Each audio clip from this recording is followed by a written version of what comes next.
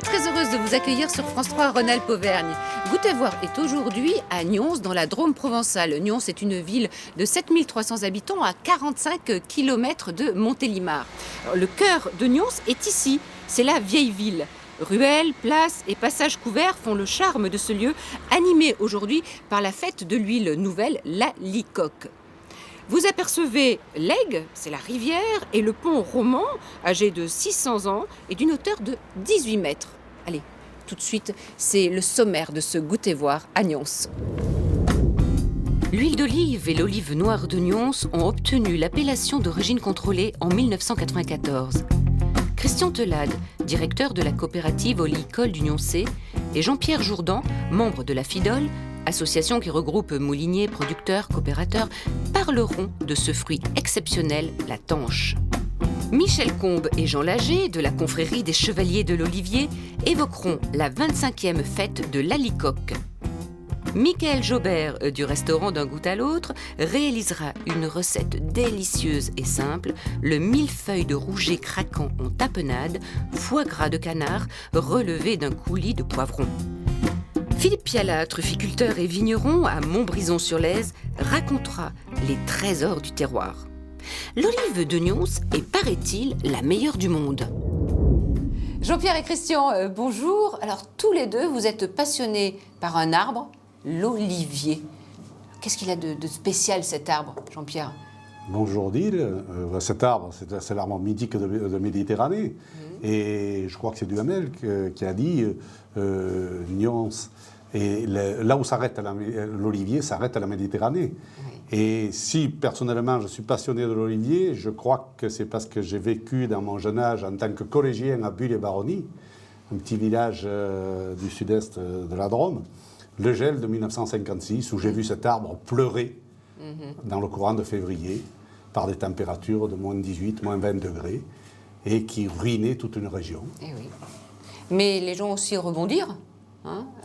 Ce gel. Bien sûr, les gens ont rebondi avec l'aide des pouvoirs publics à l'époque, puisqu'il y a eu un gros programme de reconstitution de l'olivette française. Alors Christian, vous aimez dire que c'est la meilleure olive du monde, la tanche de Nyons. Oui, la tanche de Nyons, c'est la meilleure olive noire du monde. Et on n'a pas... c'est pas un titre usurpé. Ce titre a été décerné par M. Bonnet, qui était à l'époque directeur du Conseil oléicole international à Madrid. On peut que croire. On peut que le croire. Mais il suffit de goûter pour se rendre compte que la tanche... Pourquoi elle est sublime, cette olive, d'après vous? Qu'est-ce qui fait? Elle est sublime parce que... C'est le terroir, c'est quoi? Le terroir, l'adaptation de cette variété d'olive dans notre terroir, et notamment au niveau du climat. On est le verger le plus septentrional et le plus aggloméré du monde. Et au-delà de Nyons, il ne pousse plus l'olivier parce qu'il fait trop froid. Et ce froid, Jean-Pierre vient d'en parler, en 1956 par exemple, a été catastrophique, mais dans les siècles précédents également. Et ce froid a sélectionné une seule variété, qui est la tanche. Et cette variété est bien adaptée à notre terroir, on n'en trouve nulle part ailleurs. Et on la prépare encore, comme nous l'ont appris nos ancêtres, les Grecs, dans de l'eau salée, uniquement dans de l'eau salée. Et la caractéristique de l'olive de Nyons, c'est cette préparation d'une olive mûre, noire sur l'arbre, légèrement fripée par le premier frimas, et derrière préparée uniquement à l'eau et au sel, qui lui donne son goût spécifique de chocolat, de cacao, de vanille, de pruneau, le goût spécifique de l'olive de Nyons que l'on ne trouve nulle part ailleurs et que les connaisseurs adorent. Vous êtes merveilleux quand vous parlez de l'olive. Non, mais je le crois, sinon je ne le dirais pas. Mais heureusement, il faut des... oui. Si nous ne sommes pas nous-mêmes convaincus, alors qui le sera? Mais bien sûr. La récolte, est-ce qu'elle se fait encore dans quelques coins à la main, comme autrefois, ou maintenant ce sont les machines, et pourquoi pas? Mais bien sûr, reste encore quelques exploitations qui récoltent de la manière ancestrale et traditionnelle l'olive, avec le panier, avec une lanière autour du cou et l'arbre face à soi, et on trait les brindilles en faisant chuter les fruits dans le panier. Mais force est de constater que de plus en plus on évolue vers une cueillette mécanique, utilisant des vibreurs de plus ou moins grande importance, quelquefois des vibreurs de tronc où on secoue la totalité de l'olivier et on fait chuter par vibration les olives sur des filets au sol. Oui. Et l'olive, en aucun cas, tombe sur la terre. Elle n'a pas le droit, parce que c'est AOC. Tout à fait. L'AOC, les règles de l'AOC sont très précises. l'olive récoltée directement sur la terre ne peut pas bénéficier de l'appellation d'origine contrôlée, huile ou olive noire de Nyons. Et la zone d'appellation, la zone géographique? C'est une 57 communes autour de Nyons. Donc c'est le piémont de cette zone appelée les Préalpes sèches. On est une des rares régions françaises à faire de l'olive noire, mûre, parce qu'on n'a pas de Mistral. Et là, on revient au climat de Nyons, qui est un climat extraordinaire. Oui. Avec quelle olive on fait l'huile? La petite, la moyenne, la grosse? C'est la même olive qui va être utilisée pour faire l'huile ou l'olive de conserve, l'olive de bouche. C'est qu'une question de grosseur de fruits, de taille de fruits. Toutes les olives qui font moins de 14 mm seront dirigées vers le moulin et l'huilerie. Et toutes les olives qui font plus de 14 mm sont-elles à nouveau calibrées en 3 grosseurs différentes. Calibre 2, c'est la plus petite, de 14 à 16 mm. Calibre 1, l'olive de 16 à 18 mm. Et la calibre extra, plus de 18 mm. Comment vous les aimez, vous, les olives? Comment je les aime? Piquées. Les olives, par excellence, c'est le fruit qui est là-bas. Ouais. C'est cette olive piquée, c'est une olive fraîche, c'est une olive dont on ne peut disposer que pendant la période de récolte. Oui. Vous le savez, toute olive contient une amertume, l'oléoparine, qui fait qu'en l'état, elle est difficilement consommable. Ah oui. Et nous avons la chance, nous, que notre olive est désamérisée uniquement par l'utilisation de sel marin, comme le disait Christiane tout à l'heure.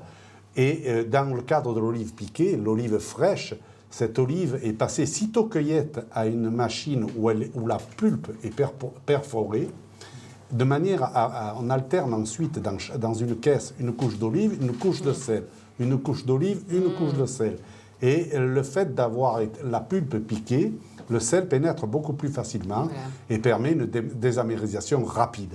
Et qu'est-ce qu'il va nous dire, Christian, en conclusion? Que l'olive piquée de Nyons, elle est extraordinaire. C'est pas moi qui le dis, c'est vous, alors je peux qu'acquiescer. Donc effectivement, l'olive de Nyons piquée, c'est extraordinaire. C'est un fruit qu'on ne connaît pas assez, tout simplement parce qu'on a des difficultés à le conserver, sauf peut-être au congélateur, mais c'est vraiment un fruité extraordinaire. Il faut le goûter, c'est extraordinaire. Okay. On va goûter peut-être une recette que va nous préparer le jeune chef talentueux de cette maison, d'un goût à l'autre. C'est Michael Jaubert. Et on va faire une recette, et je crois bien qu'il y aura de la tapenade, tiens, et de l'huile d'olive.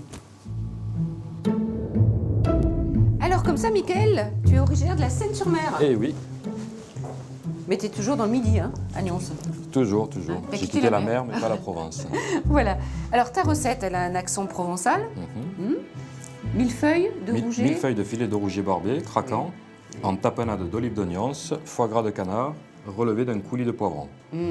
Ok, pour ceux qui ne savent pas faire la tapenade. Alors la tapenade, donc il faut des olives, des capres, des olives noires, des capres au vinaigre, donc il faut la même quantité de capres que d'olives, un petit peu d'ail, 3 petits filets d'anchois, un petit peu d'huile d'olive et on mixe. On commence notre recette maintenant? On a tout?